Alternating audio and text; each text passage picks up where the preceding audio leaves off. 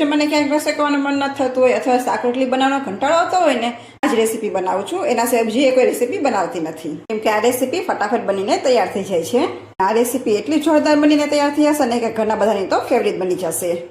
એટલે મને આ રેસીપી બનાવવામાં કંટાળો પણ નથી આવતો. અને ફ્રેન્ડ્સ, આ રેસીપીની ખાસિયત એ છે કે આ રેસીપીને તમે સ્ટોર કરીને અઠવાડિયા સુધી રાખી શકશો. એટલી સરસ બનીને તો તૈયાર થશે. તો ફ્રેન્ડ્સ, ચાલો ફટાફટ રેસીપી શરૂ કરીશું.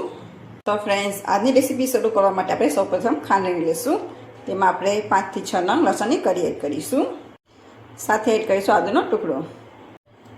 પછી આપણે મીડિયમ સાઇઝના 2 મોરા મરચાં લેશું. તો તેને આપણે રીતના કટ કરીને એડ કરી દઈશું. ફ્રેન્ડ્સ, અહીં તમારે મોરા મરચાં લેવાના છે. જો તેથી ખા લેશો ને, આજની રેસીપી છે તે થોડી તીખી થઈ જશે. પછી આપણે એડ કરીશું સિંગદાણાનો અધકચરો ભૂકો.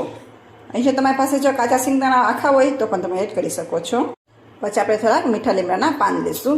તો આ પાનને આપણે છે ને આ રીતના ઝીણા ઝીણા કટ કરીને એડ કરી દઈશું, જેથી કરીને તે સહેલાઈથી ખંડાઈ જાય.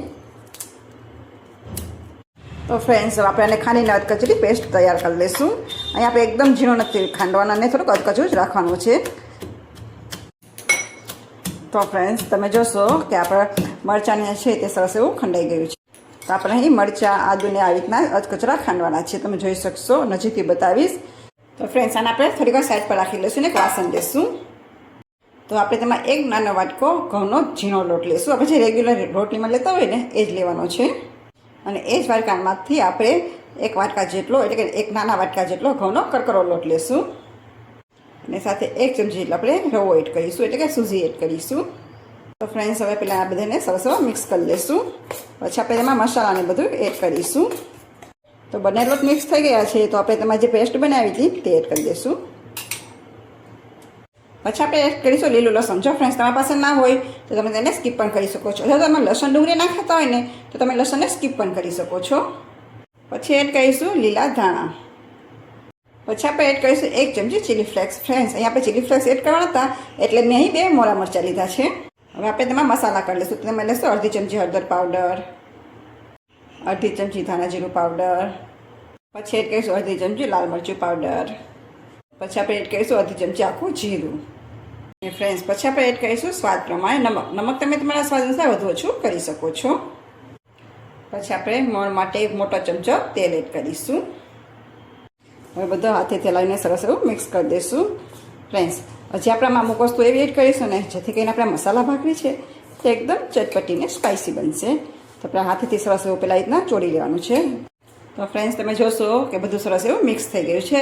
આ રીતના તમારે એકદમ ભાર દઈને ચોળીને મિક્સ કરવાનું છે, જેથી કરીને મોણ છે તે બધા લોટમાં સરસ એવું દેવાઈ જાય. ફ્રેન્ડ્સ, હવે આપણે તેમાં 1 ચમચી ખાંડ એડ કરીશું.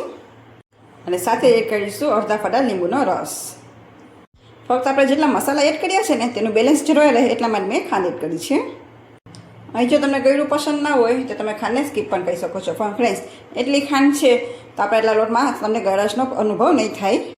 તો આપણે તેને પણ મિક્સ કરી દઈશું.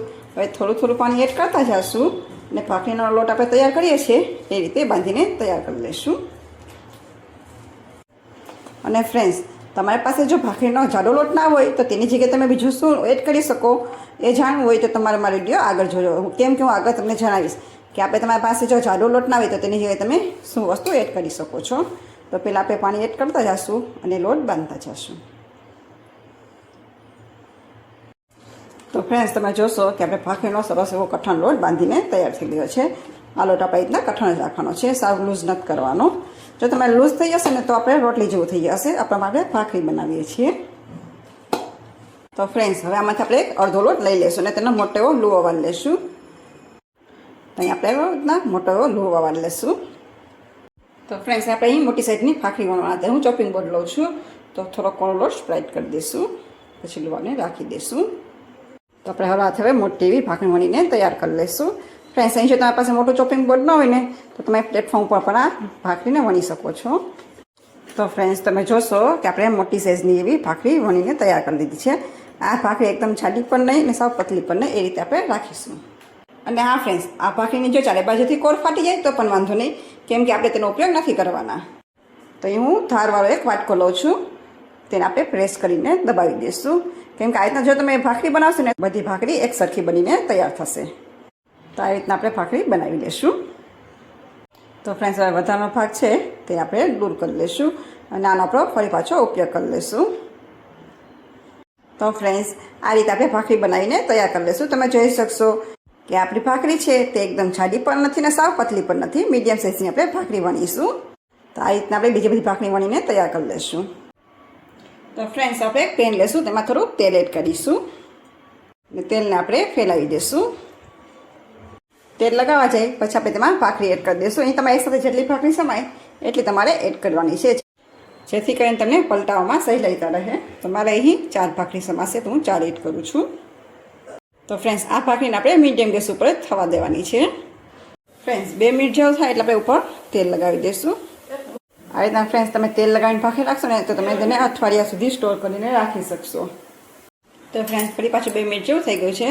તો ભાખરીને ચેક કરી લઈશું, એટલે કે પલટાવી દઈશું. તમે જોઈ શકશો કે ભાખરી બી સરસ એવી નીચેથી ચડી ગઈ છે. આ રીતના બધી ભાખરીને પલટાવી લઈશું. ફ્રેન્ડ્સ, 2 મિનિટ જેવું થાય ને પછી આપણે ભાખરીને થોડી પ્રેસ કરીને દબાવીશું, જેથી કરીને આપણી ભાખરી છે તે સરસ એવી ક્રિસ્પી બનશે અને અંદર સુધી સરસ એવી ચડી જશે. આ રીતના આપણે ભાખરી હવે બંને બાજુથી સરસ એવી ક્રિસ્પી થાય ને ત્યાં સુધી આપણે તેને રહેવા દઈશું. તો ફ્રેન્ડ્સ, અહીં 5 મિનિટ જેવું થઈ ગયું છે. આપણી ભાખરી છે તે બંને બાજુ સરસ એવી ક્રિસ્પી થઈ ગઈ છે. તો આપણી ભાખરી તૈયાર છે.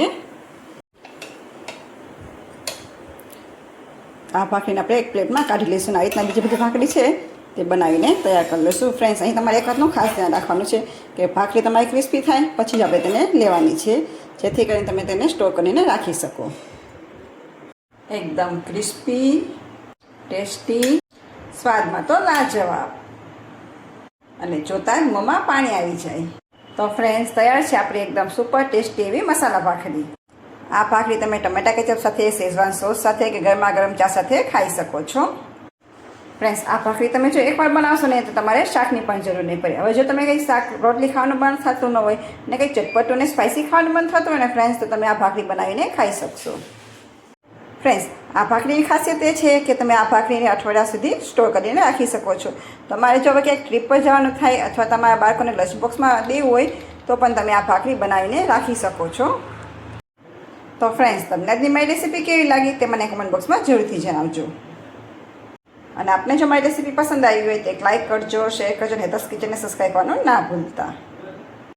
તો ફરી પાછા મળીશું નવા સ્વાદ સાથે, નવા વિડીયો સાથે. ત્યાં સુધી આવજો.